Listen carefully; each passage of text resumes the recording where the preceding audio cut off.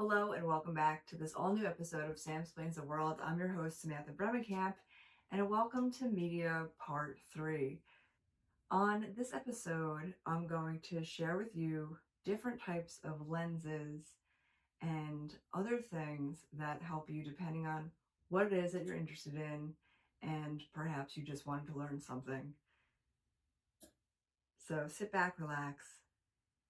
Hopefully you have really good snacks, maybe an ice cream sundae. I don't know your life, but maybe you have a notebook. Bundle up, get pumped. Let's learn a couple things. If you got the previous episodes where I spoke about media, you'll remember that I said that I'm a Nikon girl, which I am. It's the camera I learned on. Outside of a point and shoot, which I used to have the little tiny ones that fit in pockets, so good, from Canon. But before I embarked on a big journey abroad in my master's degree, my mom, who knew I loved photography, did a lot of research and figured that the Nikon D3400, which would be the perfect one for me to learn on while I'm actually out in the field. And learning to use something manually when you're used to a point and shoot, there's a lot that you have to learn, a lot of things that you need to figure out and understand, like aperture or shutter speed or ISO. Lighting is so important when taking photographs because our eyes can take in so much more, and cameras have not caught up to it yet. We're getting closer, but it's still never the same. So you need to be able to figure out what you have to do to a camera in order to get the closest shot you can to what your eyes are taking in. Or, if you want to get really cool artsy shots, you need to understand how to manipulate the shadows and light to get really cool things. So with this first camera, it came with a kit, meaning it had more than one lens. One was this one, which is probably one of my favorite ones. It is goes 70 to 300 millimeters, so you're able to get really awesome nature photographs, but also I got some really decent landscape in the States, which I'll share with you. You'll see all of the shots that I've taken with the different cameras, so you get an idea of like what's best for what. Now I use this one mostly for portraits and things, portrait photography, the ability to take and capture really beautiful moments in humanity, or for people to have headshots for professional use or whatever. So for something like that, I would not use a long range lens because likely you're going to be inside or up close, even if you're in a beautiful garden or wherever you're getting engagement photographs, whatever. You're not going to want to really use a long range lens. It doesn't really make sense. A popular choice for that is like the 35 millimeter, which is excellent. It gives like soft surroundings. It's beautiful focus with nice lighting around the people or pets, whatever you're doing, which is a lot of people's go-to. However, I love it. I think it's great. I like being able to have the variety and the ability to adapt in the moment. So this one, which is the 18 to 55 millimeter that came with the kit, so I'm able to expand or tuck it in depending on if I want a close-up, like get a really awesome portrait, or if I want to take a step back and maybe get like a more natural looking photo of like two people in their kitchen, or whatever it is. So it just depends on like what you prefer and if you want to have the adaptability. When doing portrait works, especially indoors or outdoors, depending on the lighting, maybe it's like an overcast day, I highly recommend using a light diffuser. This just slips right on to the speed light, which is what I've attached separately. It did not come with my camera. It attaches to the hard shoe, which is the apparatus on top that you're able to add accessories depending on what it is. But for a softer light, so you don't want to have like those old-fashioned photos before we had digital cameras, and a lot of us didn't develop film in our bathtubs or whatever. you really had no idea. And we had a lot of the disposable cameras. So you go to a party or a dance and you take all the photos and then you go back home and you bring it to a place that's going to develop the film for you. And really what you get is all you get. Like if you got a great shot, what a miracle, because you have no idea what you got. And a lot of them are overexposed, where people have red eye because you use the flash, because you're like, you know, in a dance and it's dark, or a wedding and it's dark and you don't really know. But with a light diffuser and a speed light that you can angle up or down, you can change uh, how powerful. There's indicators for you to make it stronger, make it lighter. For you could do manual, which is just set up how you want it to be, and it's directly touching the camera, so it will act on its own, which is great. Or the other modes, which they use a term that I just hate, and I don't think it should be used, so I'm not going to say it out loud. But S1 and S2, in which it really just kind of, if it sees another flash, it will do it also.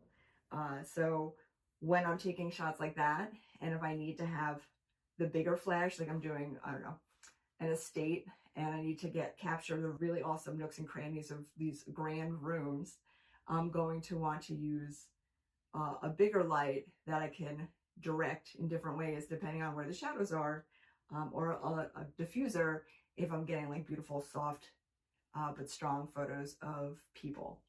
So it just depends on like what you're doing it for, and how much light you need to bring into it outside of the other settings with like ISO or shutter speed, how much light it's letting in, aperture, and really understanding the three basics, of pillars, if you will, in photography. You really need to understand light. But this was great. I love using it, and now it's super light. So if I'm doing like a really cute like engagement photo shoot or whatever, I can walk around outside and not get easily tired.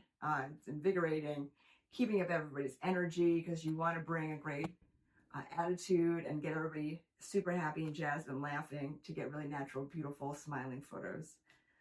Because I don't know about you, but if you've ever been in a photo, like for a school picture day, and you have like a frozen face where you're there like smile, and they just have you stuck there, your face starts to hurt, and it looks like you're in pain when you finally get the photo back. So making people laugh is one of my favorite things to do, regardless of what I'm doing. But for photography, it's something that has to happen in order to get like the natural, beautiful shots of people, really showcasing their genuine smiles. But that's what I use for portraits, even pet portraits. So awesome. So this big boy, you're probably like, what the heck? This one, so this is the Nikon D3400, which is what I learned on. And this is the big boy. There's a Nikon D750. I'm really into nature photography, and this really allowed me to up my game, utilizing different lenses. Still, the ones that came with the kit for the small one, they still are interchangeable, which is amazing, and adding some things that work with both. In my opinion, that makes the most sense, because unless you have a trust fund, this stuff starts to really add up. But so I use this one, and for indoor photography, for like taking pictures of rooms, houses. This is a Tamron, which is the first time I've ever had a Tamron, because most of my stuff is the Nikkor, and it's a 10 to 24 millimeter, and manual adjustment. You can make it, of course, autofocus, but if you're doing something professional, it makes more sense to be completely in charge of it and to manually make sure everything's coming out perfectly, which is why for someone like me with my eyesight, I had gotten a bigger screen that I was able to add to my camera. It comes with a screen, which is little, and it's movable, and it's great. But if you're in a tight space and you're backed up against the wall, or the camera is as far back as it can go, you can't see the screen anymore because the wall is blocking it. But if you have one of these screens that you can attach to it, you're able to see it regardless of the situation of the room, so that you can make sure that the shot you're getting is usable, because there's nothing worse than taking all of this time thinking you have a great shot, taking all of the pictures of the rooms, or of people at an event or something, and then going back, putting the SD card into your computer and looking on a big screen and realizing that like nothing was in focus, or the lighting was off for all of it, or whatever. Having a bigger screen for me, again with my eyesight, I have a better shot at really seeing what's going on and not going home after the project's done and realizing I didn't get any good shots. So if you're going to be a media pro, I highly recommend it. It just makes life so much easier. And bigger screens, you're able to catch more. And you're able to find them worth-wise. If you're going to get a separate monitor to attach to your camera, make sure A, that they're compatible, B, you have the wire that works, and C, it comes with a battery. If not, order the battery with it. I got this not realizing it doesn't come with a battery, because of course now things don't come with their batteries or like power chargers, and like those are separate, which blows my mind. And don't make the mistake of ordering something and then going in the field and realizing you don't have anything to turn it on or connect it with, because that's going to be soul crushing. So make sure you get the compatible batteries, battery charger, and cords. You can get smaller cords. This giant cord is one that I actually happen to have because I do a lot of presenting and teaching a lot of workshops, and I need to have all different attachments because you never know going into a building what kind of system they're using for you to plug in your own laptop or whatever you're plugging in. So it's really smart to have all of the cords, just so you get somewhere and their IT person's out sick for the week, or they're like, oh, we only use Mac products and you're a PC person, or vice versa. Always be prepared and have your own stuff with you, which is why I have this cord. It's huge, but it's good enough for me. You can get the smaller ones that have like this spiral, like old-fashioned telephone cords that are smaller, that go from the monitor to your camera, which is fine, but I'm not going to waste money if I already have the plug, obviously. But it makes such a difference in my ability to capture crisp, perfect shots every time, and not just kind of risk it and hope that I got something good later on. It's fine when I was learning how to do stuff and wasn't doing it for money, but now you have clients, you have a job, and it needs to be professional quality every time. If you're doing this professionally as a media pro, as like a portrait photographer, a major life event photographer, like weddings or engagements or whatever, you want to make sure that you have the backup batteries, and uh, the Speedlight has different batteries than the main camera. Different cameras take different batteries because of course they do. And so, and having multiple discs, SD cards, or mini SD cards, depending on like what kind of thing you're utilizing to capture the moments.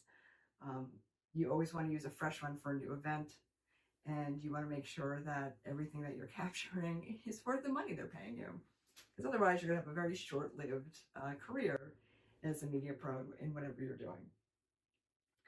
Um, but I digress. Okay, so that's a little bit about a couple of different types of lenses. You'll note I'll share with you all the nature photography and videos of like birds, like a woodpecker or owls that I've taken with this one. Um, some really beautiful portrait photographs I've taken, and I have this really great under $20 apparatus. Almost looks like a playground set, like a monkey bar thing, but it's completely, you break it down, you can carry it super easy, and it holds different backdrops. The one that I have that's my go-to is solid black, because everybody looks good in front of it. It looks super professional, and it's harder to clash. Even if you yourself are wearing black, like I just did this with a good friend of mine, she was wearing black, but because of the lighting, how we captured it, even though she was wearing black and the background was black, it did not make her disappear into it. But that's because of the beauty of lighting, and being able to understand what needs to happen to capture like the best angles, the best lighting on the person or the dog or whatever. Just super, super fun. And being able to engage people in speaking and making them laugh, like I've said, is a huge deal because those photos come out with so much more magic, especially if you have a really great photographer who's doing a wedding and the people are nervous and it's like herding cats. But if you are able to put them at ease, then the pictures are more natural and beautiful and sincere, with like the radiant, real smiles, real laughs, as opposed to just, taking really sad, under thought out, like school pictures, like those poor people have to do all the time. Okay.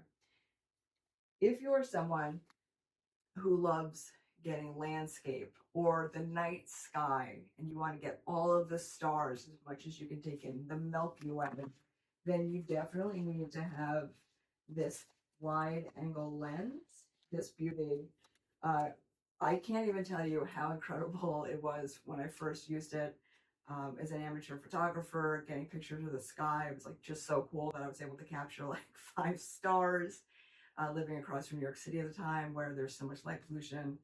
And then I got this lens. This is the 14 to 24 millimeter Nikon Nikkor, AF. And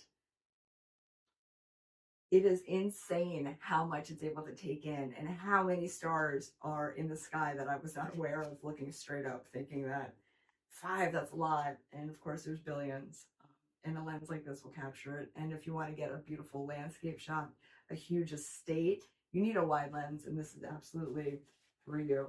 Or you're going to, I don't know, Wyoming to like Teton National Park or whatever, you're going to probably want a telephoto lens, one that like from far away you're able to zoom in on, and a wide angle to take in all the beautiful mountains and rivers and moose and bears and whatever else might be around that you're not going to go up to, because we are not those people who go up to see if we could hug the fluffy cow, because we are intelligent and we're not doing that. One of my other favorite cameras is the Nikon Coolpix. This is a P900. I know they've come out with new ones since then. And it came with a hood. Some lenses come with hoods. Hoods are used to block out sun. This also has a lens to block out a Polaroid. If there's too much sun, you're not going to capture anything. You're going to be drowned out. So having a lens like that to easily pop onto your camera makes a huge difference. But the reason I got this one was because I became obsessed with the moon and moon photography. And this has a zoom that goes up to from 24 millimeters to 2000 millimeters, which means I get up close and personal with the moon and I'm able to see all of its craters.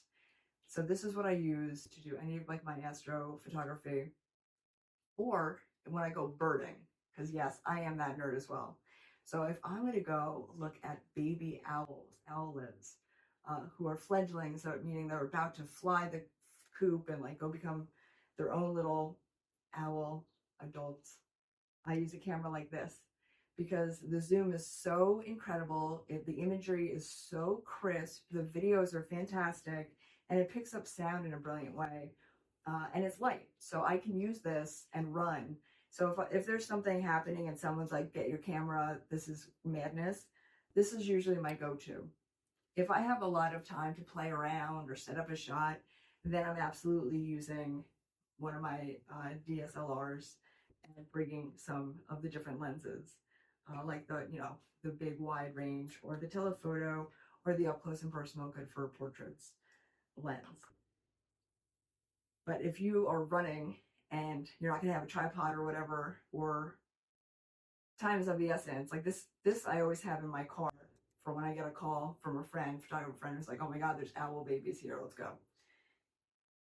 Sometimes I do, of course, bring other lenses depending on if I want to get like a softer picture of the moon, or if you want to get the foreground, meaning you want to see the mountains or this really cool tree or lighthouse with the moon behind it, or the Statue of Liberty with the moon behind it. This is not your best bet for that. This is the best bet to get the craters of the moon. You're going to want to use a lens like this because it'll actually capture the moon crisp, seeing the details, not as up close and personal as the Coolpix one, but it also gets the beautiful foreground, so you have a great shot of the lighthouse, or Statue of Liberty, or whatever it is. You've seen these great photographs, and so this is really important to understand why you use one over the other.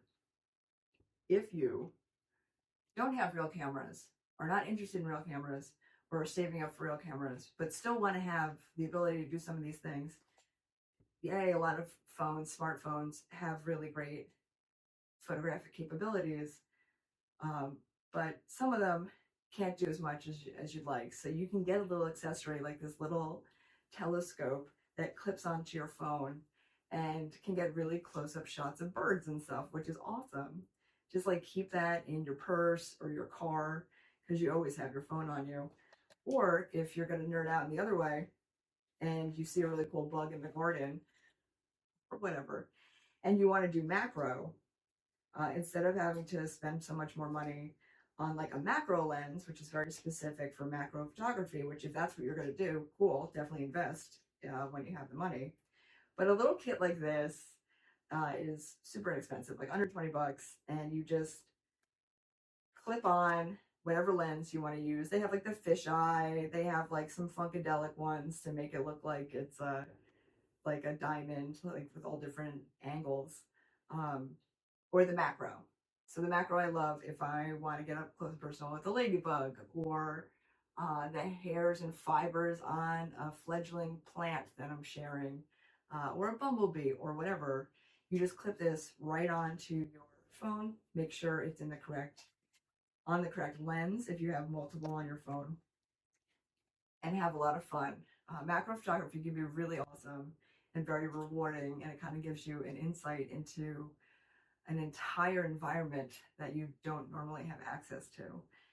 When I was being trained by National Geographic, I was flown out to Wyoming, and this really awesome woman, Annie, who was a big advocate of iNaturalist, which is a great app you should utilize if you love nature. You share information as you discover it out in the nature area by you, or if you're traveling or whatever, and you discover something, you can update the information, take a photo of it, and share it. And it's just really awesome because everybody can do it, and the information ends up being so helpful in discovering migration patterns of different things, or like a new species for that area moving in the territory and stuff like that. So I highly recommend it. But Annie had this really cool thing. It was a rubber band with a little dollop. It was like the tiniest teardrop looking lens, which ended up making the phone a macro camera. And it was for under like $5, and it's like great to use with students or grandkids or your own kids or just yourself if you're afraid to do anything bigger than that. Keeping a rubber band like on your phone or whatever, that can all of a sudden make things so large and awesome. It's so fun and it's so easy, and why not? But anyway, thank you so much for spending this day with me on Sam Explains the World. I'm your host, Samantha Bremekamp, and I hope you picked up a couple of things. I know we covered a lot on media part 3, but I hope it gives you an idea on if you're interested and want to get into it, what it takes, and what to start to understand and learn before you go invest in things that you end up never using again, or to inspire you to save up for something because you know that this is something you want to do. You never know where your hobbies of photography and videography will take you. I had no idea, but now I'm a media pro. So it can happen to you if it can happen to me. It'll probably be easier for you. I'll catch you next Friday, 9 p.m. on BCTV.